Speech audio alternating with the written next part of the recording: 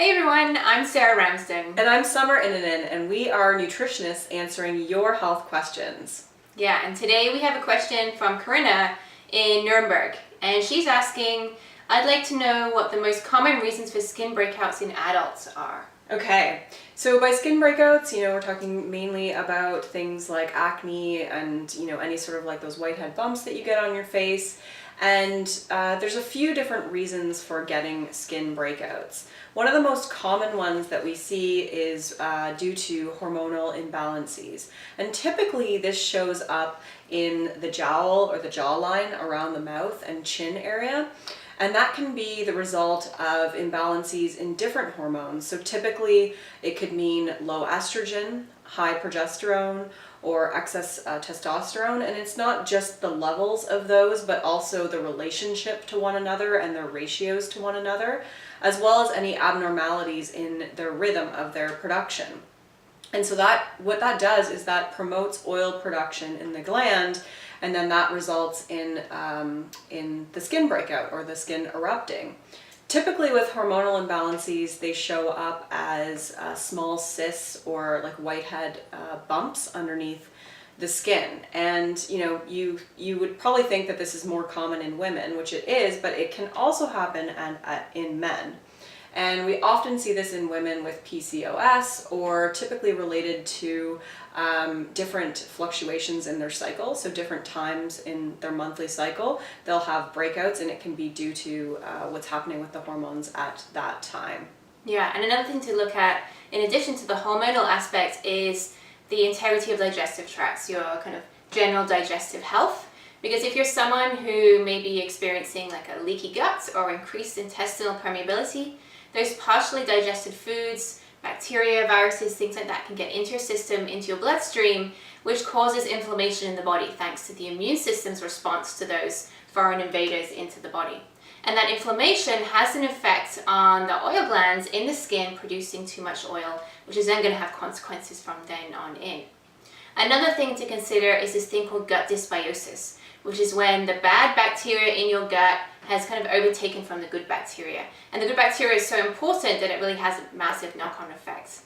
And all these bad bacteria are going to produce all sorts of toxins in your body. They're going to circulate, and your skin, being one of your major detoxification organs, is going to try and get rid of some of these toxins, and it's going to come out through the skin, resulting in these breakouts.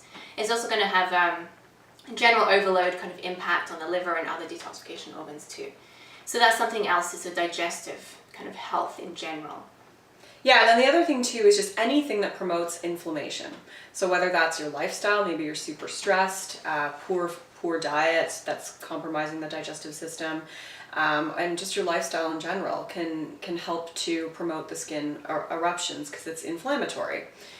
So that's what you also want to look at. So the way to kind of systematically address skin breakouts, number one is to address your diet.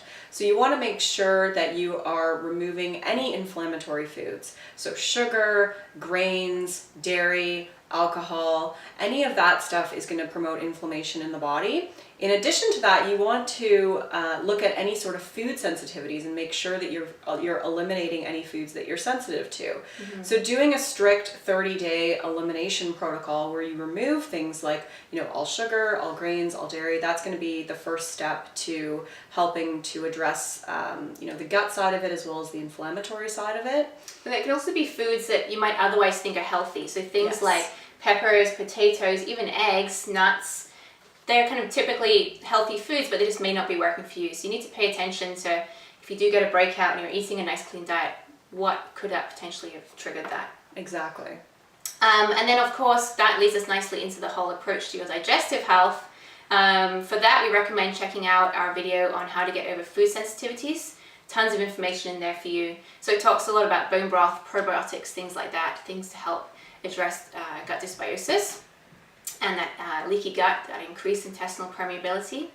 And then there's things like, you have to obviously look at things like nutritional deficiencies. So of course, changing it with diet, making sure it's really high in nutrient-dense foods is going to kind of check that one box. But we also recommend adding in supplements like fermented cod liver oil that's really rich in those omega-3 fatty acids, the vitamin A, the vitamin D, all of that stuff, as well as adding things like ghee to your diet so you can get that vitamin K2 as well. Yeah. And then from a topical perspective, so, we're talking about all the stuff going on underneath the skin that's going to help to promote good skin, but also the things that you put on your face are gonna help as well.